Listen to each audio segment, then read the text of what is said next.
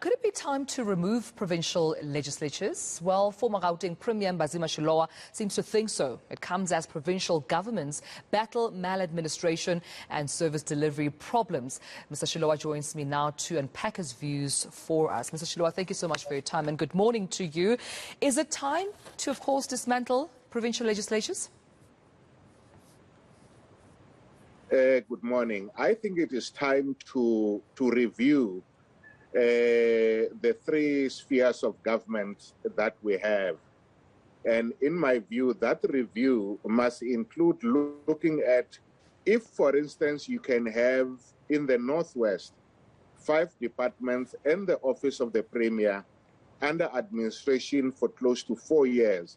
It shows that in some provinces, it may not be necessary to have provincial government. And secondly, even if you were to keep provincial government, I would prefer that we have them as administrators, but definitely do away with the whole issue of legislatures, same way that I think we should do away with district municipalities as well as the councils that work with them, and rather strengthen national government, local government, and have, to an extent possible, in a reduced form in some of the provinces, administrators who can help coordinate the work of the different municipalities in their area. What do you think makes provincial governments so dysfunctional? I mean, even at this point, while we're talking through that opinion piece you shared, which, of course, our viewers can find online, you did mention that as it stands, there's still 5 members of the Executive Council and the Premier who continue to draw salaries. Staff members' cars, free accommodation, including security, is still afforded to them while doing absolutely nothing. What makes these provincial governments, therefore, dysfunctional? I think it is their design that makes them dysfunctional. They were not meant to be there. And if they were there, I think the idea was to have about 4 provinces like they used to have in the old dispensation. But then, you know, both the IFP and the DP then, and some within the ANC, including some Bantustan leaders that were part of the ANC negotiations, saw a chance of also becoming themselves administrators, governors, premiers, and therefore we ended up, instead of with 4, we ended up with 9 provinces. There was even a call at some point for a 10th province from the Transkei, but I think in reality, what you need is strong local government, closer to people, properly capacitated.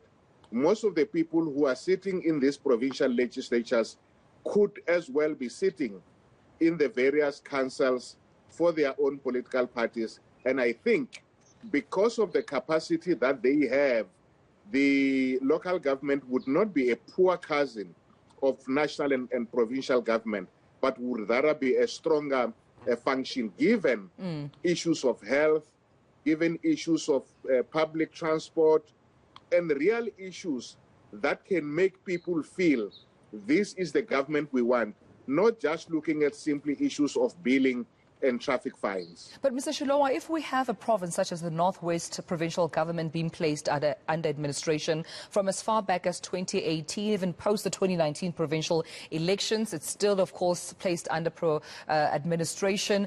Does it also not show a reflection of the national government's disability to manage the affairs of the province, to bring the province to book?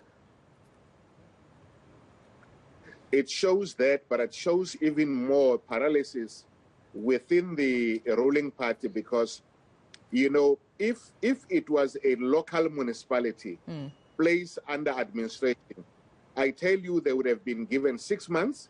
If they don't perform within 6 months, those administrators, that municipality would have been dissolved, fresh elections would have been held, and it would have been expected that a new government that comes in will look at the issues.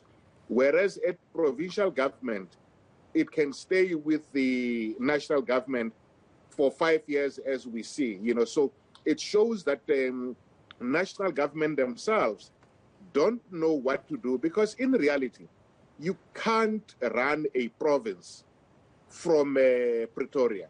You can only run a province from Northwest, right, from Gauteng. You look, in general, you'll find that stronger ones, Gauteng, KZN, Western Cape. The rest, really, they are all just struggling. And all of them, the legislatures are not very strong. There's very little lawmaking that takes place. But what is strong in this province that I'm talking about is their capacity to coordinate. Even there, because not everybody is there, you can see what is happening with regard to Charlotte Maxeke in Gauteng. right. There's now talk about the R1 billion may need to be spent to refurbish that. Whereas if it was just administrators who are not looking behind their back for political favors, maybe those people will be able to run these areas much more effectively. A thought-provoking alternative you provide, Mr. Shilowa, and I appreciate you speaking to us this morning. Former Gauteng Premier, that is Mbhazima Shilowa, for us this morning.